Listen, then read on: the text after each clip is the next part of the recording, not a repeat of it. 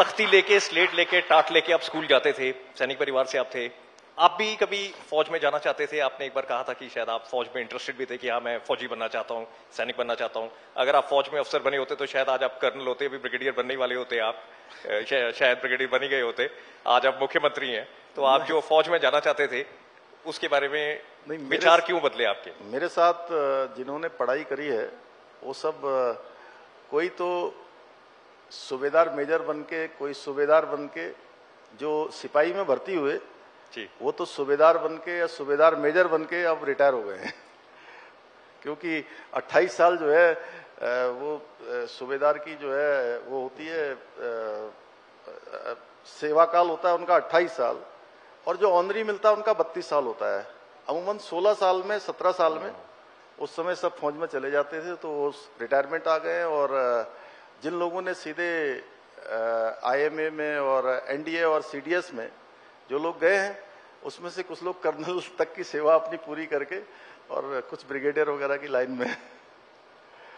तो मैंने सोचा जरूर था कि मैं फौज में जाऊं, क्योंकि मैंने पहले ही बताया कि एक फौज में जाना केवल एक नौकरी के लिए नहीं, देश सेवा के लिए एक ऐसा जज्बा जो हमारे यहाँ उत्तराखंड के अंदर हर एक नौजवान के अंदर होता है, वो मेरे अंदर भी था। मैं जाना चाहता था, लेकिन मेरे पूज्य पिताजी ने उस समय मुझे रोक दिया था कि परिवार में जो है तुम्हें यहीं रहना है। इस नाते मैं कभी फौज में जा नहीं पाया। मैं चूंकि कक्षा 10th की पढ़ाई जब मैं कर रहा था, उस समय जितनी भी उसकी 1600 मीटर की जो दौड़ होती थी उसकी हम पूरी तैयारी करते थे, और जितने मिनट में उसको पूरा करना है वो भी हम पूरा कर लेते थे। चूंकि इस प्रकार का घर से एक वो हो गया तो जा नहीं पाया, लेकिन एक सैनिक के नाते, हाँ ठीक है, सैनिक बन के मैं देश की सीमाओं पर अपना योगदान नहीं दे पा रहा हूँ, लेकिन मेरे मन में है कि एक सैनिक जैसे देश के लिए करता है, वैसे समाज में जो मुझे जिम्मेदारी मिली है मैं भी एक सैनिक के नाते उसको पूरा करूँ। इससे जुड़ा हुआ एक प्रश्न आपसे मैं पूछ लेता हूँ कि हर 5वां जो सैनिक है भारतीय फौज में, गणेश जोशी जी आज आए हुए थे यहाँ पर, वो भी बता रहे थे, वो भी पूर्व सैनिक रहे हुए हैं, कि वो उत्तराखंड से किसी ना किसी तरीके से उनका कोई ना कोई रिलेशन रहता है। तो अग्निवीर स्कीम को अगर आप देखते हैं तो अग्निवीर स्कीम आपको, क्योंकि आपका ये सारा बैकग्राउंड रहा है, बड़ी फौज से डोमिनेटेड स्टेट है ये, बहुत ज्यादा लोग फौज में जाते हैं, तो अग्निवीर स्कीम में आपको कोई दिक्कत नजर आती है? कोई आपको उसमें लगता है कि कोई चीज उसमें और बेहतर होनी चाहिए, या आपको लगता है कि वो बिल्कुल एक अच्छी स्कीम है? क्योंकि उसका बहुत ज्यादा क्रिटिसिज्म होता है, कांग्रेस कहती है गलत स्कीम है, 4 साल के बाद वो क्या करेंगे, आप ट्रेंड सोल्जर्स को आप सिविलियन लाइफ में भेज देंगे तो उनको हथियार चलाने आते होंगे, वो कल को गुंडागर्दी करेंगे, ये करेंगे, वो करेंगे, जबकि दुनिया के कई हिस्सों में ये स्कीम ऑलरेडी लागू है। ये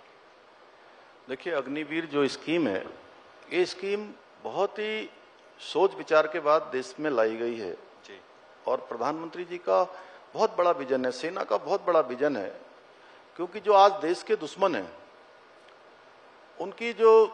एवरेज आयु है वो लगभग 18-20 साल की है,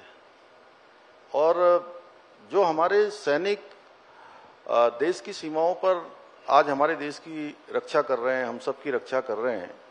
उनकी एवरेज आयु 34 साल के लगभग आती है। और जब अग्निवीर योजना, जब अभी तो चूंकि अग्निवीर का 1 साल ही हुआ है और ये अग्निवीर सब आ जाएंगे, तो देश की जो हमारी सेना की एवरेज आयु है वो अभी 20-22 वर्ष हो जाएगी, तो वो और जम के मुकाबला कर पाएंगे, और एक बड़ी संख्या हमारे जो प्रशिक्षित हैं, ट्रेंड नौजवान युवा उसमें से होकर आएंगे। और उन सब के लिए देखिए, जो ये कांग्रेस की आपने बात करी, कांग्रेस ने देश के अंदर 60 सालों तक शासन किया है, और 60 सालों के शासन में देश के सैनिकों के साथ हमेशा धोखा किया। मैं एक सैनिक का पुत्र हूं। मेरे पूज्य पिताजी ने मुझे पहली बार 2014 में, जब मोदी जी की सरकार बनी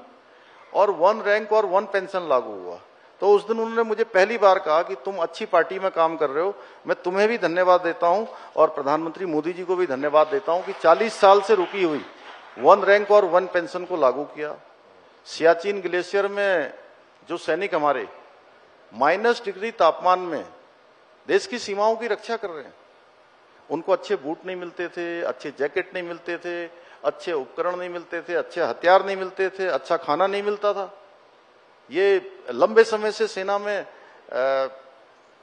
इसकी फाइल चल रही थी, और फाइल चलती थी, रुक जाती थी। प्रधानमंत्री मोदी जी के आने के बाद ये सब स्वीकृतियां हुई और आज देश के सैनिकों को अच्छे बूट मिल रहे हैं, अच्छी वर्दी मिल रही है, अच्छे उपकरण मिल रहे हैं, अच्छा खाना मिल रहा है, तमाम प्रकार की जो फैसिलिटी मिल रही है, मनोबल बढ़ रहा है। प्रधानमंत्री जी खुद होली हो, दिवाली हो, उनका अपना कोई विशेष दिन हो तो वो सैनिकों के बीच में मनाते हैं, सीमांत क्षेत्र में मनाते हैं, कभी माड़ा में मनाते हैं, कभी सियाचिन ग्लेशियर में मनाते हैं, कभी जो है कश्मीर के सीमांत क्षेत्र पर जाकर बॉर्डर पर मनाते हैं।